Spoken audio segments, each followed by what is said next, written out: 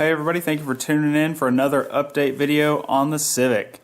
Last time we left off, the main hoop of the roll cage was getting completed, and the front spindles, we had looked at those in our earlier video and they were just tacked up. So today we're going to cover some of the stuff that's been completed since our last update. Here you go. As you can see, the roll bar is much farther along. Again, last time we had talked about this main hoop area. I'm going to start here in the back and we'll work our way forward. So we have diagonal bars to triangulate everything, and again they tie into the floor bars in the front and the rear. What is this little guy here? That is a radiator. The intakes have been cut off because the intake routing will have to be figured out after all the tubes are placed for the cage. So that is just in there for mock-ups to make sure that nothing really gets in the way of ducting or other parts of the cage.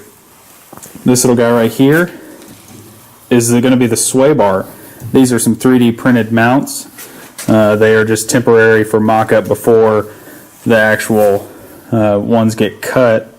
This inner part here will be steel, get welded to this beam. The outer part will be aluminum. Again, there will be a Delrin bushing inside of there to clamp the sway bar. This tube here will probably end up being the sway bar. We'll have some end links on each side dropping down. You might be wondering why the sway bar is inside the car. That is to help aid in exhaust routing clearance, and it helps a lot with suspension clearance and everything. So the end links will drop down through the body and catch the control arms. Again, there will be ducting coming from the sides and into a box that will blow the air through the radiator. It will then be ducted out through where the rear hatch area used to be.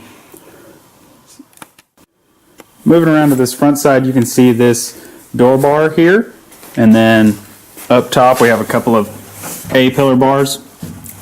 They span the full distance of the door to help in crush protection. They are tied together with a couple of crossbars here and here. And you saw on this side that traditional door bar, while on this side we have a non-intersecting X. As you can see, straight up and down, it comes out, and that helps in crush protection. If the door was to be hit, the whole cage would have to separate in order for this to change its direction, so that is a lot safer for the driver. It also aids in driver room.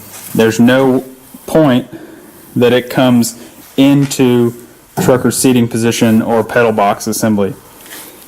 You can see this bar here, that will be gusseted into the door bar, and that is going to help in this long A-pillar span. That will just aid in a little bit more crush protection. Finishing up the cage before it has to be broken apart to be finish welded are these top mount cage tie-ins for the very front. There's probably going to be 3 bars on these, one going straight, one going down, and then an X across, and that will happen on both sides.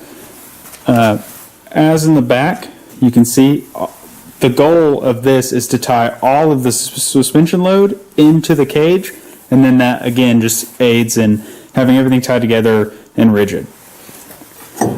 As you can see, how these top hats were made, they'll make it really easy to tie the cage in, just like the back.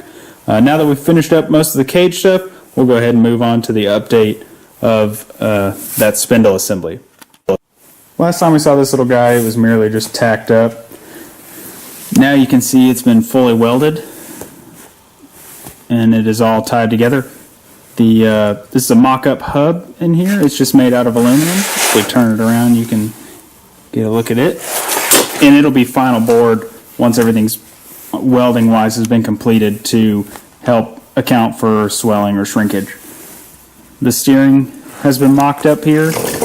Again, I think we looked at it a little earlier, but you can see multiple adjustment points and that'll allow you to change your steering leverage arm and ratio.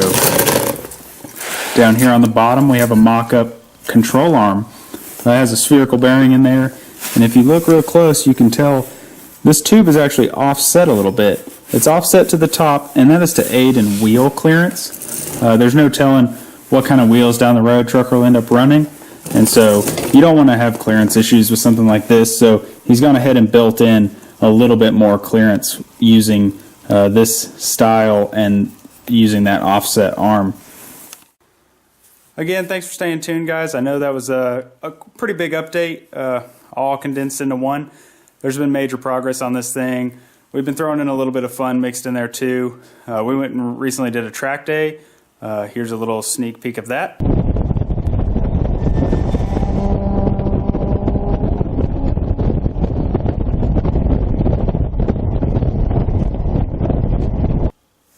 And that was a good time. Yes, that did take away a little bit from the build, but progress is being made every day. Thanks, guys. Please like, subscribe, follow, and look at the links below. I'm going to put some links down there. Go ahead and give those a check out. There's a blog going on this thing. Again, Hybrid has partnered with this build. And see you guys.